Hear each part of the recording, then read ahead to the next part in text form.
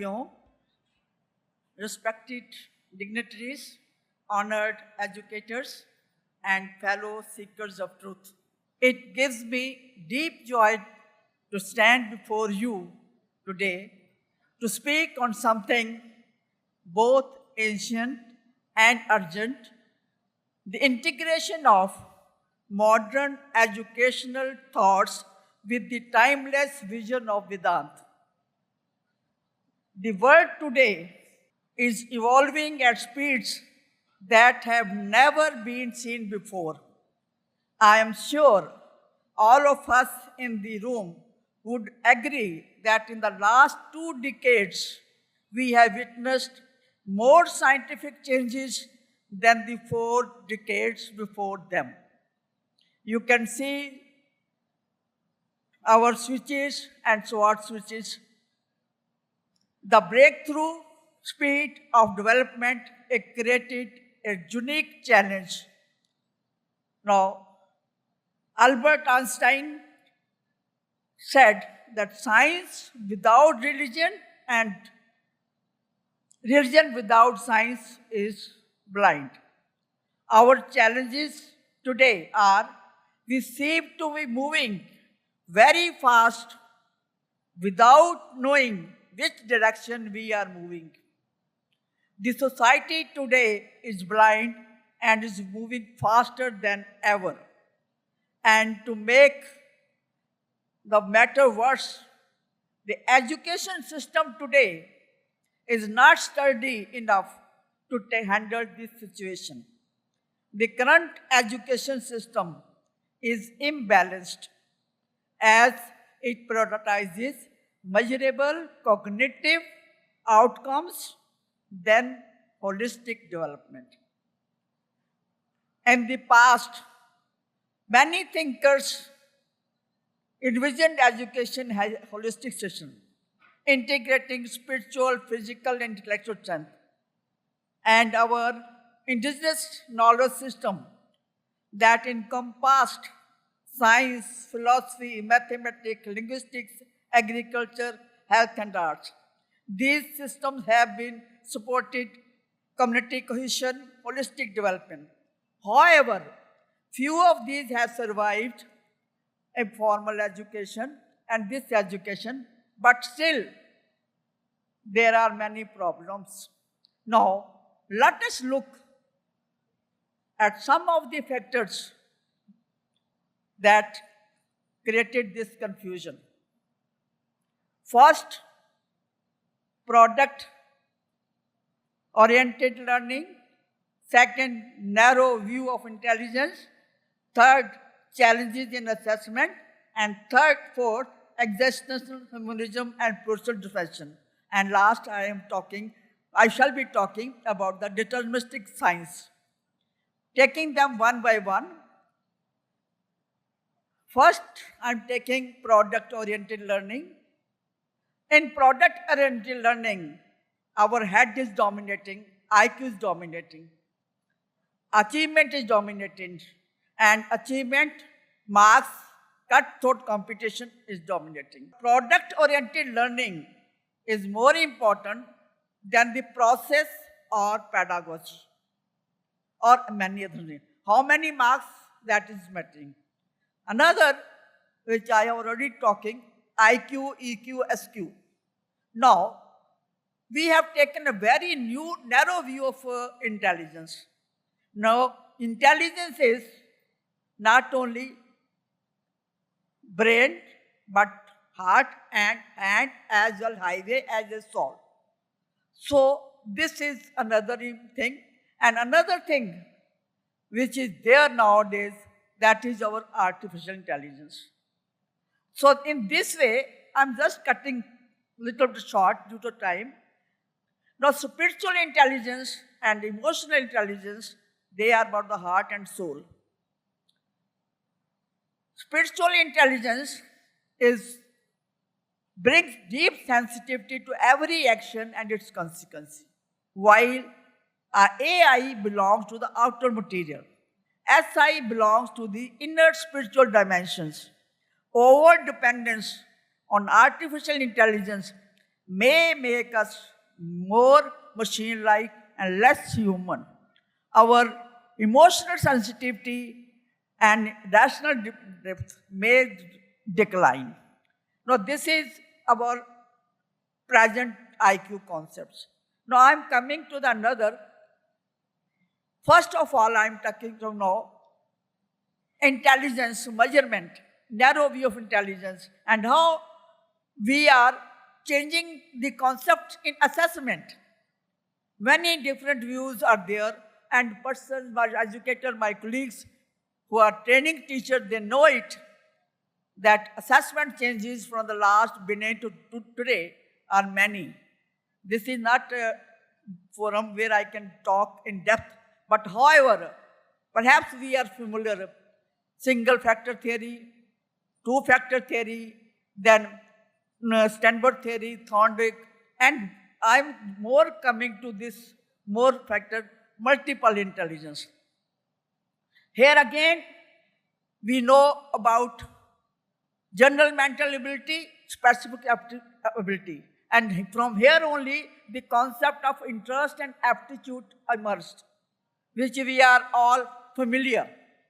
Again, when we are talking about this, then we must know that this factor which I am talking about, no, Guilford structure of intellect. He has said there are, long back, there are 120 ways of assessing intelligence, 120. And he created a model. And by the way, he created this model on the basis of our senses. Visual, auditory, symbolic, semantic, content. Our content is 4 types. Then our products, where we are using this content, that is units, classes, then system, transformation, implication. Then we have a head system, cognition, memory, convergent thinking, divergent thinking, evaluation. And when we are making these factor analytical studies, they are coming to 120, then it was 120. Then we added auditory also. Again 30 increase. So 180 ways of assessing intelligence only. But how many of us are aware and using it in our country? By the way, 90s, Gyan Prabodhini Institute of Psychology, Usha Khire, tried her best. And she translated Guilford's structure of intellect model that time in Marathi. And then that model we tried to translate in Hindi also. But our systems, I don't want to discuss that. I'm part of that, though I don't want to discuss. Only thing I will say, many interferences, many problems were there, and we couldn't develop it till today. And the most important part of this is, if you say, is the behavioral.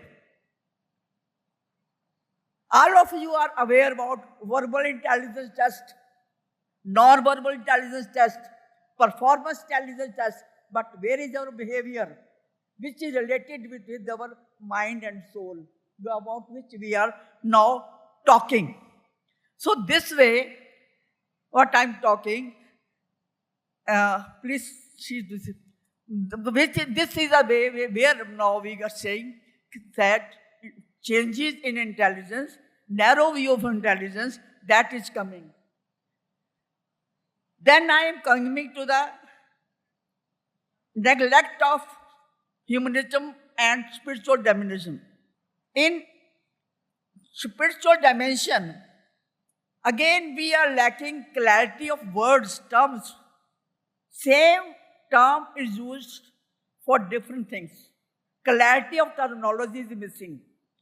Maybe the word belief, value, attitude, perception, knowledge, they are used interchangeably. And when we do research, what we do, we try to operationalize it and narrow view taken. And our research, again, is delimited to that phenomena, not holistic. Even yesterday, somebody was talking to me, why only researches are quantitative? Why we want psychological test? Why we are not doing this thing? It was layman question. No, I'm here referring our complete research in behavioral sciences specifically. They are based on psychological tests, or they are narrow, they are delimited, and we are not trying to reach to the holistic concept. And PhD students come, madam को test दे दो, मैं research करती हूँ, analysis करती हूँ, मेरे को PhD दिलवा दो. We are not interested in ecological studies, spiritual studies, in research also. And if my colleagues sitting here do some research, available research in university libraries, though I have not done the research in this area, but I can say we won't find more than 10% researches in qualitative area. Now, another view which I am taking is very important. That is a deterministic science. What we say, psychology is a science. And then it was earlier it was a science of consciousness also, behavior. It comes to the science of behavior. Now, if it is a science of behavior, and science says things should be observable, it should be observable, measurable, predictable. And if they have to be this thing, objectivity. What is objectivity? Interpersonal agreement. Now I am just measuring it, I will say this is 2 feet. And we shall agree also, yes, it is this. But this thing is not available in our introspective report, in our consciousness, in our awareness. There things keep on changing, dynamic. It is not 100% accurate as per scale. So point is, we are emphasizing positivism, not normativism. Our science is more normative than positive. Positive is there, we need it. But we have to balance. We have to balance determinism, which was given by Newton. We have to balance positivism with normative science. We have to see objectivity with introspection and prediction. Though we are using 90% confidence level, 98% confidence level, then we must try to relate with subjective data, qualitative data, and then we must go toward blended research, where quantitative should give us a direction, qualitative may give us more insight story. Historical researches of Upanishads, Vedas must be coupled with scientific researches. This is the point here. So Vedanta, with wisdom, is balancing education. Vedantic, now I am talking about this only. Vedanta wisdom is balancing education. And again, I am coming to Swami Chinmayananda ji, and I don't want to speak much on him because we are speaking since yesterday. And we know, perhaps all of you may be knowing more than me. But what I want to say, he focused on consciousness, philosophical system, reality, and self-knowledge, which is to be coupled with our school teacher education, and it should go with this.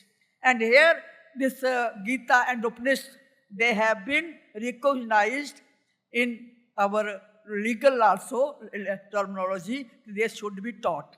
As you know, the Madras High Court, in a recent judgment, has recognized teaching Gita, Vedanta, Yoga as educational and cultural activities, emphasizing their constitutional significance. So these things must go with our formal education. So that is the point. Now I am coming to the Vedantic wisdom. As you know, just now I heard a lot about Vivekananda ji, and here again I am talking about this, and I am coming to something this only. Each soul is perfectly divine. The goal is to manifest this divinity by controlling nature external and internal. Do this either by work or worship or psychic control philosophy, by one way or the others. All these are known to you. I don't want to repeat it. I'm just shifting another thing. Human body. In front of me, my Swamis are sitting, they know more than me, but I'm just briefing myself that we have got 23 factors: intellect, ego, mind, 5 senses of perception, 5 faculties of action, 5 gross factors of the gross body like air, fire, water, earth, space, and 5 factors of the subtle body are the 5 tan mantras: vibration, touch, form, taste and smell. In Hindi we say Shabd, Sparsh, Roop, Ras, Gandh. Now these 23 are within us and without us. Whole Jagat is 5. Sitting on the earth, covering with the sky, then earth, water is in front of us, you know it touch. So 5 things are in the world, 5 things within us, and this complete is our existence. Now, another important point which I am taking, which is stronger? Now, Gita Shlok is there in front of us. Indriyani priyani bahur indriyabhya paramana manamastu parabuddhya buddhe paramasutsa. Now, senses, sense organs, 5. They are superior to the body, gulf, body. Mind is superior to the sense organs. Intellect is superior to the mind. And self is the superior most of everything. So hierarchy is either upper to lower or lower to upper. Body, senses, mind, intellect and soul. Now, ordinary power is associated with bulk or gross. But if we see closely, the power is subtle, not gross. See the vehicles, car. Motive power is lodged with the engine, and there also engine is explosion of spark of fuel and air. They are not visible. Car is visible. The same, my body is visible, myself is not visible. Even Lord Krishna says, senses, though subtle, are superior to and more powerful than the body. The mind is more powerful than the senses, to the extent that it cannot be seen. The intellect is more powerful than the mind. Exercising the power determination is more important. And how to control the mind? That's what we are learning in Vedanta. That is by control, is by concentration, meditation, determination.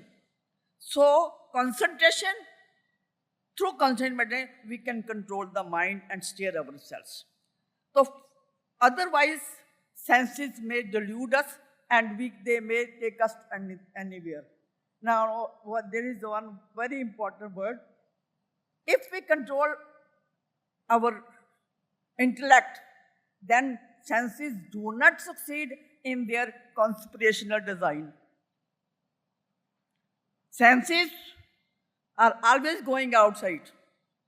We have to control it by determination, and Vedanta comes here. All of us know 3 gunas: Satogun, Tamogun, Rajogun. And all of you know more than I know about them. Tamo, alas; Rajo, enjoyment; Tamo, sadhu. So, in psychology, there is a Freud person, we know it. He says id, ego, superego, biological self, social self, and our super self, ideal self. All these gunas are under us. And very important thing which I have learned from Vedanta only, how individual differences are made. With the proportion of these 3 gunas, 5 senses, 5 tan mantras, and 5 gross factors, they are in a state of flux in every individual. The tendency of an individual to attract and accumulate these factors can be used to introduce him here to the diversity present in the world of work and guide him to a vocation that suited best to his or her personality. Now, this is a cause of individual differences. The proposition of 3 gunas. This is the cause of gunas. Then, after that, when you're talking, these only create individual differences. These have to be controlled in the education. Now I'm coming to the education, how we have to take help of these in preparing future students. Now I'm presenting some thoughts on Vedantic wisdom related with this. We have to prepare children for emerging careers. Now, what are the emerging careers you are looking? Now, these are the emerging careers of the 21st century.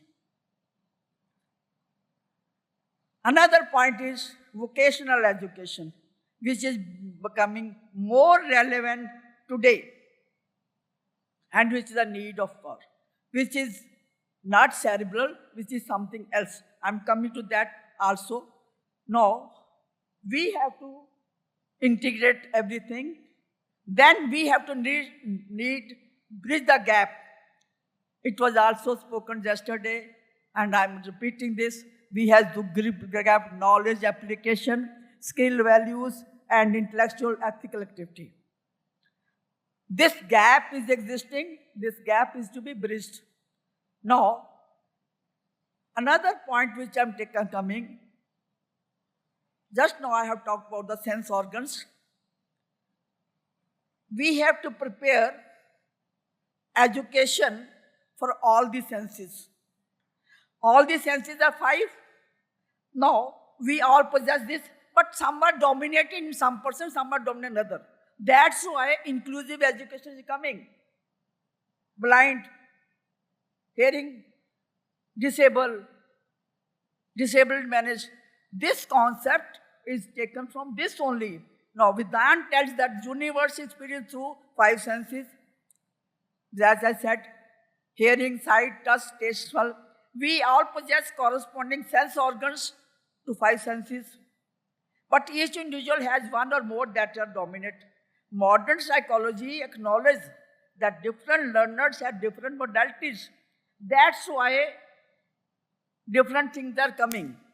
Now I have got the signal. Anyway, we have to prepare our children as per the 5 organs, and for this we have got corresponding occupations for the 5 senses. So see carefully.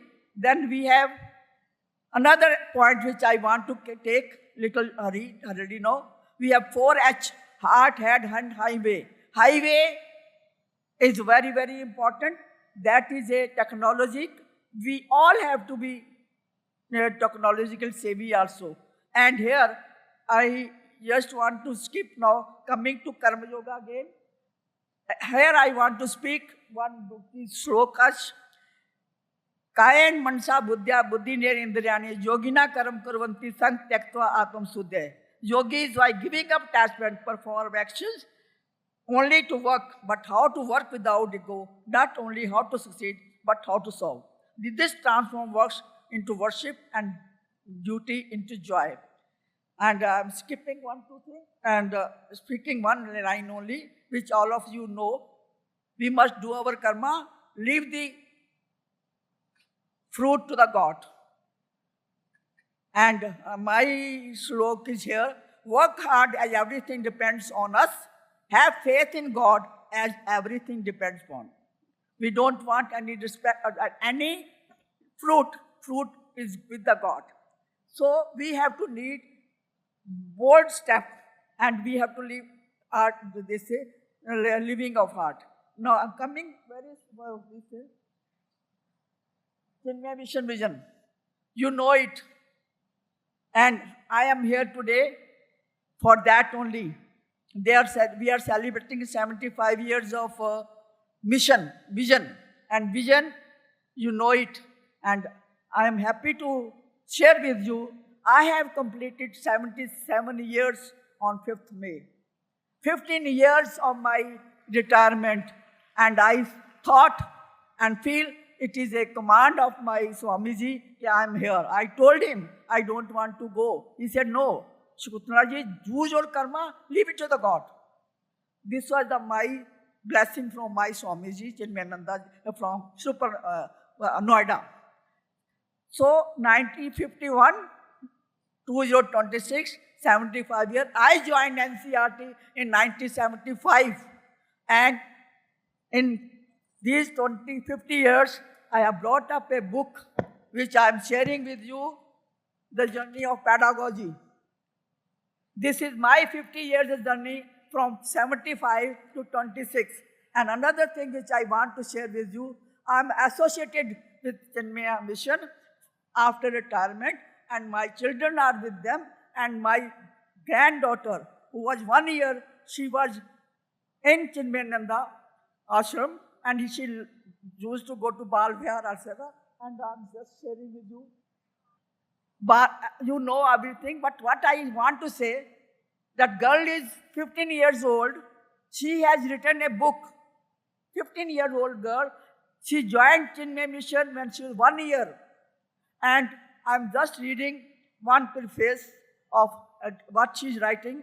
In the world where we hardly ever stop to even ponder on basic thing, this book will make you pause and think. A 15-year girl is looking. Each piece is fragment of my soul, raw, reflective, and unapologetically honest. Explore the chaos and calm of being human, the longing to be seen, the irony of being misunderstood, and quiet power of self-acceptance. These poems are for anyone who has ever felt like a living story waiting to be truly read. Whether you are here to find yourself, lose yourself, or simply feel a little more, you belong to this world. Now, why I am reading this? This is a practical influence of Chinmaya Vision Mission Program on a child. And though I wanted to speak on everything, but please excuse me for 2 minutes more, because I want to share something in teacher education also. I won't take much time, but how teacher education is to be done, unless we change teacher education, we cannot change education. And in teacher education, I will say that there is a curriculum framework which I would like to show you. This curriculum framework, quality teacher education, future teachers should be trained in these competencies, in these 5 areas, with these 5 beneficiaries. All people who are in teacher education must know it. Then, for quality education, we must take the collaboration of all these people. Then, integrated professional pedagogical development path we have developed, which I am sharing with you, the model is with you. You can see to yourself. Then, and in this point, I would like to see the most neglected part is supervision during practice teaching. Please do it through mobile technology and involve everybody, and see only lesson planning is not made of the content, but other competencies are also developed. Teacher educator must embrace uncertainty and complexity. Learning is a shared human quest for meaning rooted in living realities and flourishing knowledge system. And teachers, they are knowledge workers, and they must be sensitized to the goals of society by equipping themselves need-based skills. Now, I must listen to them also, and there are many challenges when teacher education, school education. but we must embrace all challenges, move ahead as we are moving already with Chinmay mission also. And one last sentence I'm speaking, positive note. Fallen flowers can't blossom back, but if the roots are strong, new flowers will come. Let us not see what we are lost for. It is about what we still can grow. Many problems arise in life because we often engage in an intellectual battle with those who are unarmed. One wrong move and everyone judges us. We carry inside us the wonders, but we seek outside.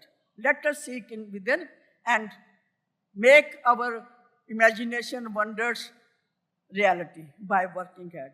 Hari Om, sorry, I have taken 5 minutes. Let me tell the group that I am from a remote village of Punjab, border area, Amritsar, and studied in a rural schools and institutions. I'm happy that my Guruji, my God, has made me stand here to see darshan, आप सबके दर्शन करने के लिए. गलती हो तो please, my Punjabi bhasha, mother tongue. Due to that, if some weaknesses were there, please excuse me. Sorry. Thanks.